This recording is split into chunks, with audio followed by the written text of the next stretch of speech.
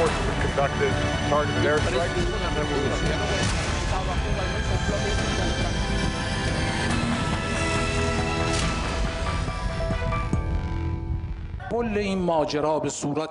Todo este episodio fue presentado en el Congreso en forma de un show político que demostró que el Congreso de un gran país se proclama gerente del mundo contratado por un régimen falso. La persona aclamando sus preocupaciones ha estado sentado en más de 200 cabezas nucleares por años y continúa haciendo acusaciones y anuncios que Israel tomará acciones militares en contra de Irán en forma aislada. Si Israel quiere o el Congreso americano quiere recibir a su hijo indigno en una silla de ruedas, deben seguir adelante y tomar la acción militar con el fin de sentir la trituradora respuesta de las Fuerzas Armadas de Irán.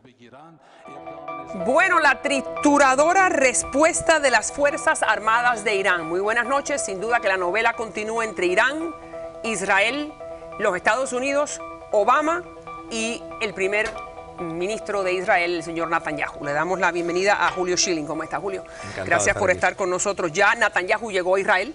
Sigue criticando a Obama y dice que sí, que él sí tiene un plan, que Obama no entiende que el plan de él es el correcto y que el acuerdo que quiere firmar Estados Unidos es el bien malo. Escuchemos a Netanyahu a pocos minutos después de haber llegado a Israel.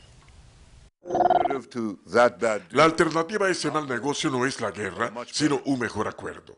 Propuse en Washington la colocación de dos nuevos parámetros para cualquier acuerdo con Irán. Primero, imponer restricciones más severas sobre el programa nuclear de Irán, extendiendo el comienzo de la bomba en Irán.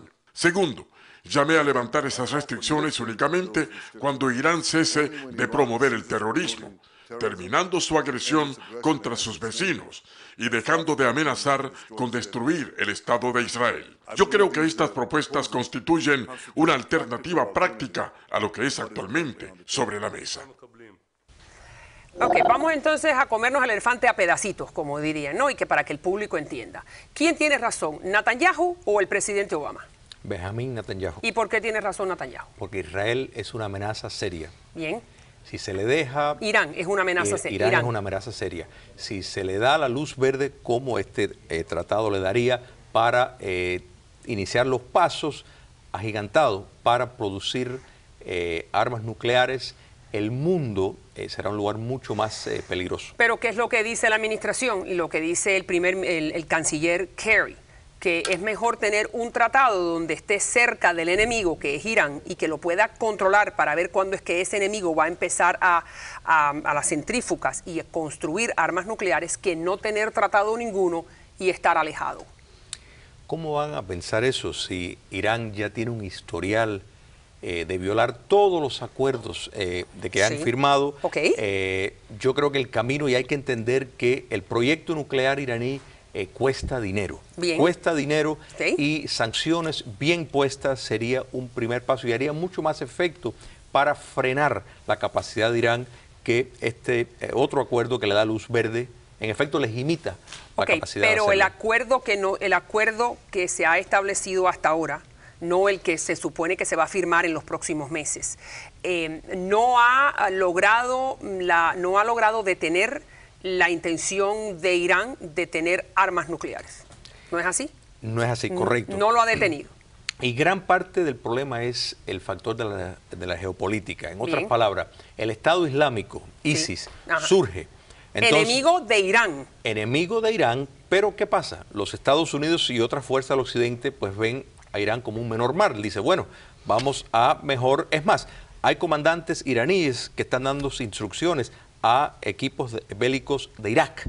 En otras palabras, la influencia de Irán en Irak, en Siria y en el Líbano es ya bastante dominante. ¿Y qué tiene que ver eso con ISIS? Que ISIS, como son suní, pues son el contrario a el chií. Pero aquí es donde está el problema. Pero Irán también es suní. No, Irán es shia. Correcto. Y entonces ISIS es suní. Correcto. Así que ya de por sí son enemigos naturales. Enemigos naturales, pero enemigos en el sentido de que los comunistas pues estaban la diferencia entre los troquistas y los estalinistas. Bien. Porque ambos pertenecen al islamismo radical. Hay que entender que ambos pertenecen al islamismo radical. Desde 1979 la República Islámica, fíjate, ISIS es el Estado Islámico, Sí. bueno, la República Islámica Es Irán. Bien, se los están tenido debatiendo. el mismo propósito. La diferencia es que mientras ISIS lucha con cuchillos y con cámaras de YouTube, Irán tiene Armas una nucleares. reserva de cerca de 2 millones de Ok. personas. Vamos entonces a escuchar, ya escuchamos al principio lo que dijeron el vocero del Parlamento iraní, que las ruedas que van a seguir la trituradora respuesta de las Fuerzas Armadas de Irán. Trituradora respuesta. ¿Qué nos pueden hacer los iraníes a nosotros en Occidente? Irán ya tiene cohetes que pueden alcanzar a Europa y bases Ok. norteamericanas.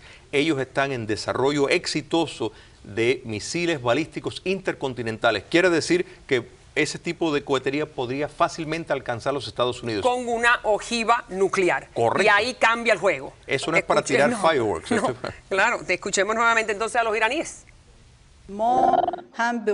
Nosotros como nación independiente estamos empujando las negociaciones hacia adelante sobre la base de los intereses de nuestra nación y espero que lleguemos a un acuerdo satisfactorio. El caso de Irán, en esencia, ya no es un caso. En realidad está resuelto. Un buen acuerdo, en nuestra opinión, que es en lo que estamos trabajando, es aquel en el que sean respetados todos los derechos de la nación iraní.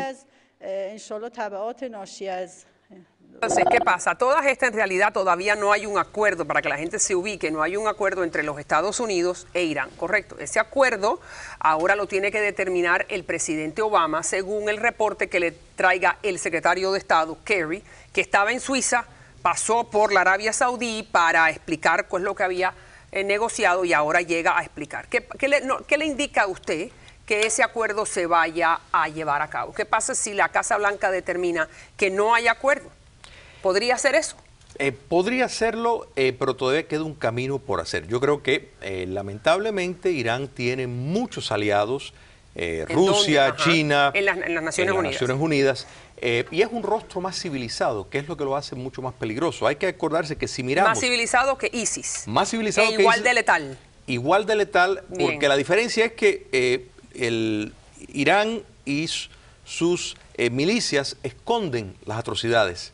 ¿Te das cuenta? En Ok. cambio, ISIS al contrario, lo quiere Las enseñar. expone. Las expone. Entonces, la gran importancia de esto, aún medido como una acción estratégica, es que la alianza se está forjando con alguien que no es confiable. En otras palabras, hay otras personas... Pero entonces la posición no es confiable, pero entonces la posición que tiene el presidente Obama, como le contesta a Netanyahu, que es mejor tener un acuerdo que tenga cerca al enemigo que no tener nada, que entonces el enemigo, en este caso Irán, tenga las manos libres.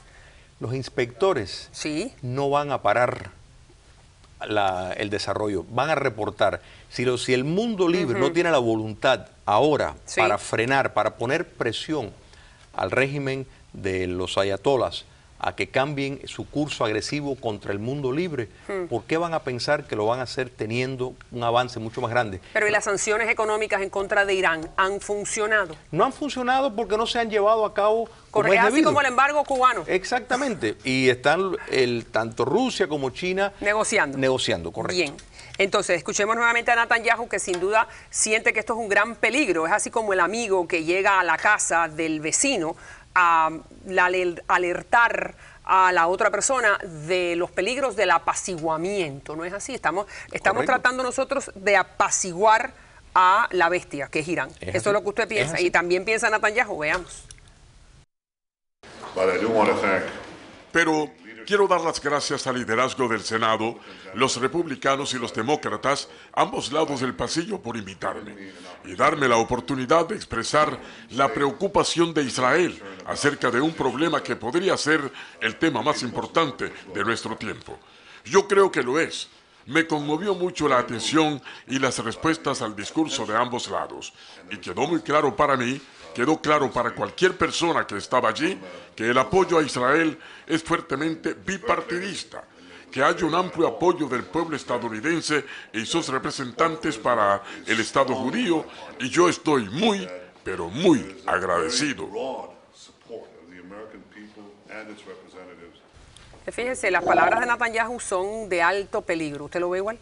Totalmente. Y quiero destacar que al principio de lo que estábamos viendo, el representante del gobierno iraní habló de Estados Unidos como un país bueno.